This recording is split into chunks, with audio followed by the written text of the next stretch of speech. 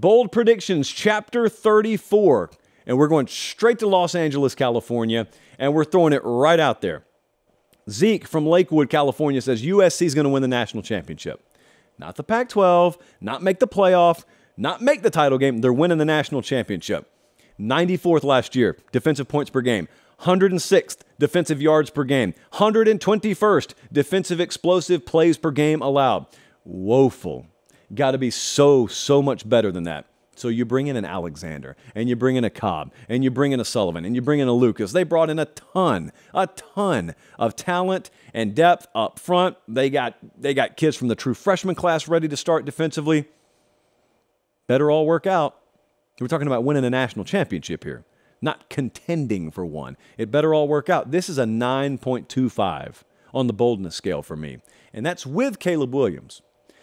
Only because I think there is a freeze point. We normally don't talk about the freeze point until the season starts. I'll explain it later, but there's a freeze point that you have to hit. That's just a fancy or an unfancy late kick term for a minimum baseline that you have to be playing in certain areas. They certainly have never met it. Lincoln Riley's teams have never met it defensively. Doesn't mean they can't. I'm the first one to tell you that. I think he'll win a title one day. But if it's this year, there has to be pretty significant improvement there. I'm going to make it a 9.25 because I'll have to see it. I think they're going to be a good team, but there's a big gap between being really good and being a national champion. Next up, this is from Allen in Georgetown, Texas. He says Texas A&M wins the SEC West. This is a 9. Normally, the question when you predict something like this is, do they have the roster? Well, that doesn't happen to be the question with Texas A&M. They've got the players. It's one of the only cases where a team absolutely has the players to win a division that LSU and Alabama are in, but you've got questions because of coaching staff and because of philosophy. And those will be questions until they aren't.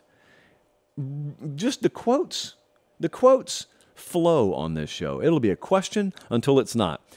S&P Plus, Bill Connolly's system, has them playing the 4th toughest schedule in the country. So not only do they play in the West, but they go to Tennessee. They got South Carolina from the East. They don't have Georgia, but they got pretty much everyone else. The synergy, when I was talking to Lucci and I was talking to Nuno and the guys from TexAgs at SEC Media Days, I was on their show and they were saying, what's the one thing aside from Bobby Petrino that you want to see? And I said, synergy. Like when I watch A&M, I'd love for things to flow. I'd love for every first down not to feel like it's pulling teeth to try and get it. I would love to feel like everything is moving in the same direction and there's harmony and there's synergy, and there's not a lot of that if you watched them last year. If they get that, they could be a tough out. We'll see. They do get Bama at home. It's a tough schedule. I'm going to put a 9 on it. Next up, I don't know that I've ever heard this term, but Boston from Concord, North Carolina, said we will have a Power 5 team go defeated this season, which means 0-12. This is negative, Boston.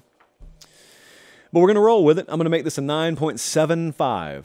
This is tough to have happen. The last time it happened was 2015 Kansas. It's happened 3 times this millennium. 2008 Washington, 2006 Duke, and 2015 Kansas. We didn't count the COVID year. So in full seasons, it's happened 3 times this millennium. Stanford and Northwestern have over-under win totals of 2.5. Stanford does play Sacramento State this year. Northwestern plays UTEP and Buffalo.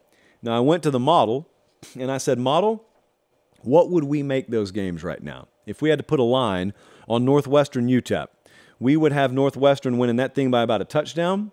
We would have Northwestern over Buffalo by about 6.5. So they're going to be favored, not by much. And to be honest with you, there is no model in this building that can properly put a line on Stanford versus Sacramento State. And I challenge anyone out there who claims they do have one. So I'm going to put a 9.5 on this. Look, winning a game, just a game, that's all we need. And how far Stanford has fallen. Now, for the record, there's some pretty informed voices that are telling me, hammer the over. Stanford is not anywhere near that bad this year. It's just people don't know it. And I'm like, okay, what about Northwestern? And they say, hammer the over with Stanford. and then they walk away from you. No one knows what to expect from Northwestern. Lastly, this is very, very, very bold. This is from Ian in Kingsport, Tennessee. He said the playoff will not feature a big conference member. So there won't be a Big Ten team and there won't be a Big 12 team in the playoff. Ian, this is really difficult for me to see. And I'm going to tell you why. One of the reasons is on your screen right now, and that's Ohio State. And if not them, the next reason is also on your screen, and that's Michigan.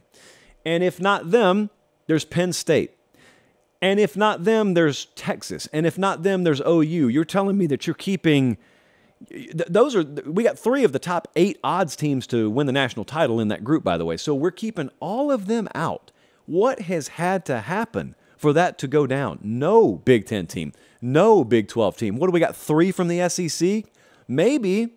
This could be, Jesse, this could be where my Clemson FSU doomsday scenario happens, where FSU loses to LSU, they lose to Clemson, they go the rest of the way undefeated, and they make it to Charlotte, and they beat Clemson in the ACC title game, and voila, FSU is in as a 2-loss conference champ. Clemson gets in because there's chaos everywhere else, and we got 2 ACC teams in the playoff.